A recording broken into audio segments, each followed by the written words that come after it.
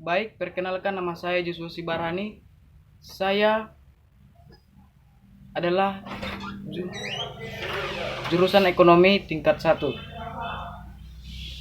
Terima kasih kepada dosen yang telah memberikan waktu kepada saya untuk membawakan presentasi. Jadi judul presentasi yang akan saya bawakan pada saat ini adalah mengenai tentang inflasi. Dalam ilmu ekonomi, inflasi merupakan suatu proses meningkatnya harga-harga secara umum dan terus-menerus berkaitan dengan mekanisme pasar yang dapat disebabkan oleh berbagai faktor, antara lain konsumsi masyarakat yang meningkat. Selanjutnya, penyebab inflasi disebabkan oleh dua hal, yaitu tarikan permintaan dan yang kedua adalah desakan.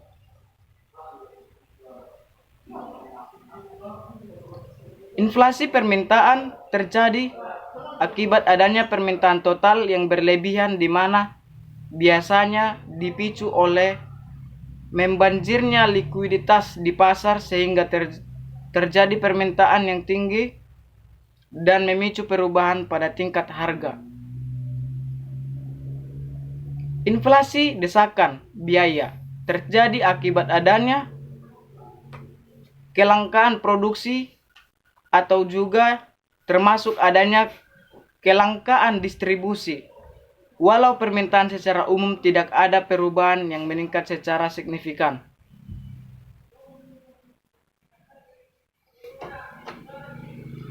Yang selanjutnya adalah penggolongan.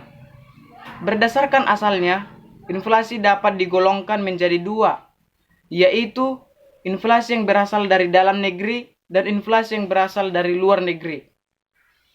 Inflasi yang berasal dari dalam negeri, misalnya akibat terjadinya defisit anggaran yang dibiayai dengan cara mencetak uang baru dan gagalnya pasar yang berakibat harga bahan makanan menjadi mahal. Inflasi juga dapat dibagi berdasarkan besarnya cakupan pengaruh terhadap harga. Berdasarkan keparahannya, inflasi juga dapat dibedakan. Yang pertama adalah inflasi ringan, yaitu kurang dari 10% per tahun. Yang kedua adalah inflasi sedang, antara 10% sampai 30% per tahun. Yang ketiga adalah inflasi berat, antara 30% sampai 100% per tahun. Yang keempat adalah hiperinflasi, lebih dari 100% per tahun. Selanjutnya adalah mengukur inflasi.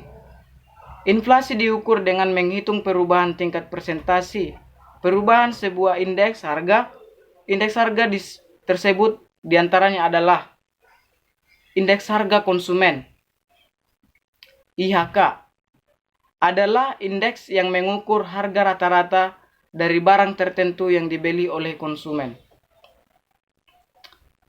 Yang kedua adalah indeks biaya hidup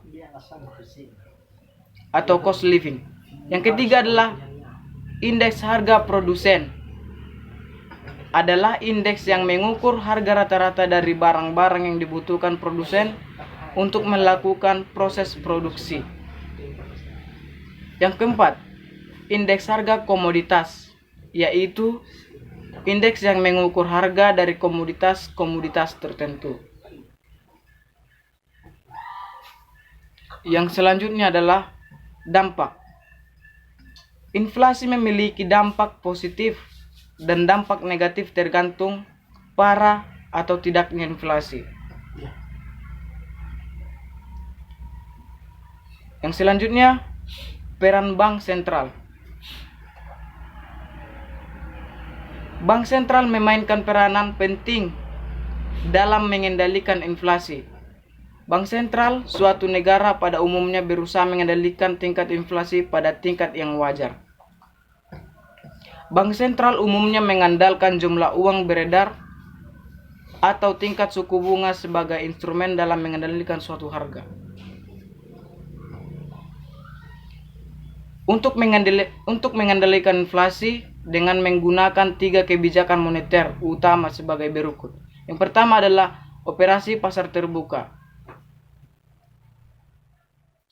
yaitu membeli dan menjual obligasi negara dengan cara bank sentral menginstruksikan para pialang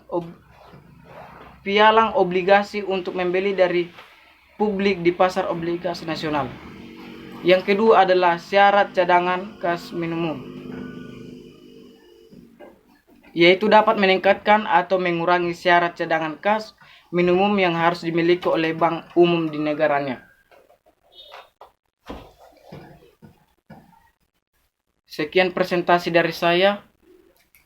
Jika ada kesalahan mohon dimaafkan. Saya ucapkan terima kasih kepada dosen kami.